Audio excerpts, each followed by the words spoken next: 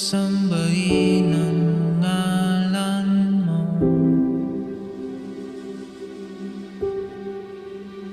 para mabuhay habang buhay sa puso't isipan mo. Sino pa